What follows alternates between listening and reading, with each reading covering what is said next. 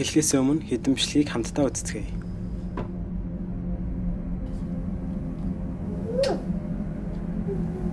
What are you gonna do with him?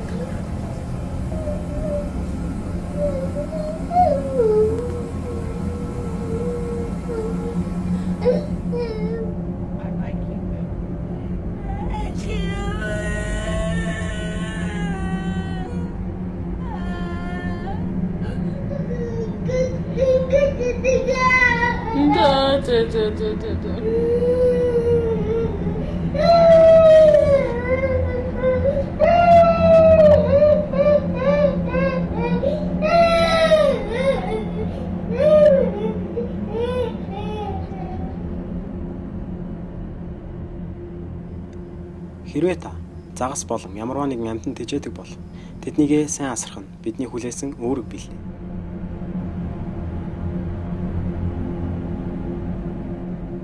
Энэ дугаар би танд таны загас яагаад үхээд байгаа нууцыг хэлье. Загас үхэхэд цөөхөн шалтгаан байдаг. Эдгээр шалтгаанууд ердөө 11 гих энэ тоонд багтаж байна. Стресс. Энэ бол хүндч сайн зүйл биш. Мөн загас нь бол тэр тусмаа муугаар нөлөөлдөг. Хэд их стресстэй загас эцэстээ өөхөх болно. Энэ нь цаг хугацааны л асуудал юм. Харамсалтай нь стресс нь анхлан тэжээгчдэд загас нь яагаад үхснийг ойлгоход хэцүү болгодог. За тэгэхээр загсыг чинь үхэлд хүргэх стрессийг бий болгодог түгээмэл шалтгаануудыг харцгаая. 1. Аквариума зөв засаж тогтчуулаагүй байх. Аквариумыг зөв тогтчуулж загас хийхэд бэлэн болгоно гэдэг тийм чамар зүйл биш юм.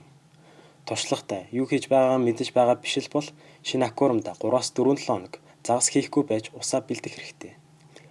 Яг уу загсаа хийж болох ч гэсэн загас чинь удахгүй өөхөх магадлал тун өндөр байдаг.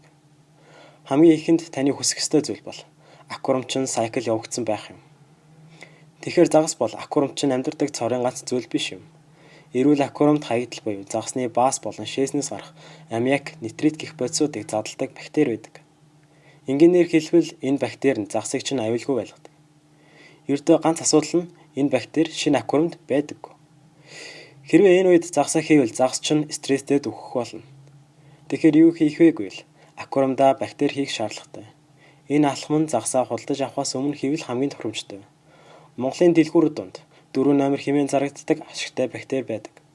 Энэхүү ашигтай бактерийг бий болгож тогтвортой болох үйл явцыг аквариумын сайкл гэж нэрлэдэг. Сайкл хийх нь загсаа худалдаж авахаас өмнө хийвэл тохиромжтой. Учир нь энэ үйл явц нь 3-4-7 хоногийг зарцуулж болох юм. Хэрхэн сайкл хийх тухай дараагийн бичлэгэн дээр ярих учраа subscribe дараарай.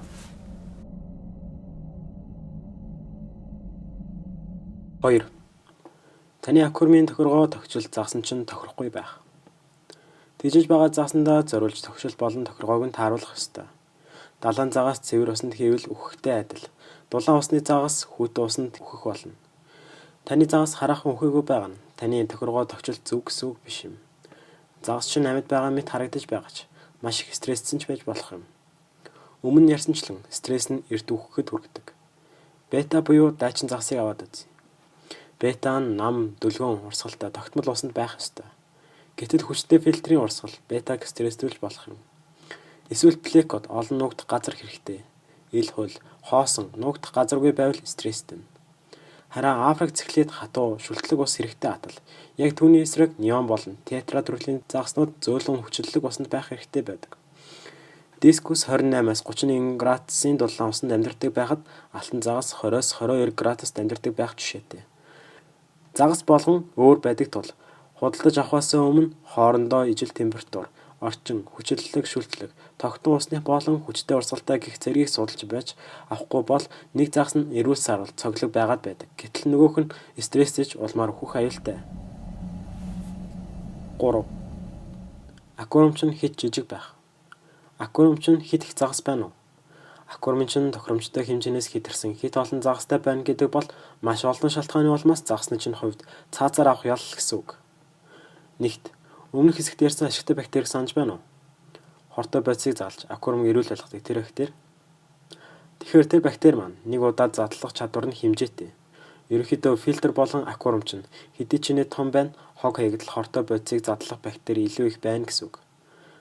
Аквариумда их загас нэмэх тусам их баас гэсэн үг. Хэрвээ загас чинь ашигтай бактерийг залж чадхаас илүү хэмжээгээр багад байвал ус чинь төдөөдөлгүй хортой болж үр дүнд нь хамаг загасыг чинь өхүүлэх болно. Аквариум нь хөдөлт сэлэх зай нэг их байхгүй бол энэч бас загасыг стрессүүлж эрт өхүүлж болох юм. Хамгийн гол асуудлын нэг бол загас нь яг л та бидтэй адил хүчил төрөгчөөр амьсгалдаг. Хэрвээ хүчил төрөгч дутмаг бол удалгүй өөх болно. Хэт олон загас байвал агаарч өлгч байсан ч хүчил төрөгчийг нь хангалттай өгч чадахгүй юм. Бас нэг асуудал бол тог. Тог тасарсан үед олон загастай аквариумд хүчил төрөгч маш хурдан дуусч загасны өөхөх гол шалтгаан болдог. Нэг зүйлийг санах хэрэгтэй нь загас өсдөг. Загас чинь одоохондоо жижиг байгаа гэдэг нь жижиг чигээр байна гэсэн үг биш. Хамгийн түгээмэл жишээ нь пангас загас. Пангас загас л гэхэд нөхцөл нь бүрдвэл сард 3-6 см томорч, ердөө 5-6 см байсан загас чинь нас бий гүйцэх үедээ 1.30 м болж 44 кг-ийн жинтэй болдог. 4. Хоорондоо зохицохгүй загаснуудыг нэг аквариумд хийсэн байх. Уг нь та загсандаа амар тайван орчин бүрдүүлэхийг хүссэн ч санамсаргүйгээр усанд орох UFC-гийн рингийг бүтээчихсэн байж болох юм. Байгаль дээрээ загаснууд өөрийг нь дэрлэж байгаа загаснаас амархан зогчиж болно. Гэтэл аквариум бол хамаагүй жижиг орон зайтай тул загас чинь ямар ч сонголтгүйгээр өдөр шөнөгүй амьдрахын тулд зугтах болно. Тогтмол араасаа хөөлгөж хазуулах нь загасыг маш их стресстүүлдэг тул энэ нь үхэл рүү дагуулна.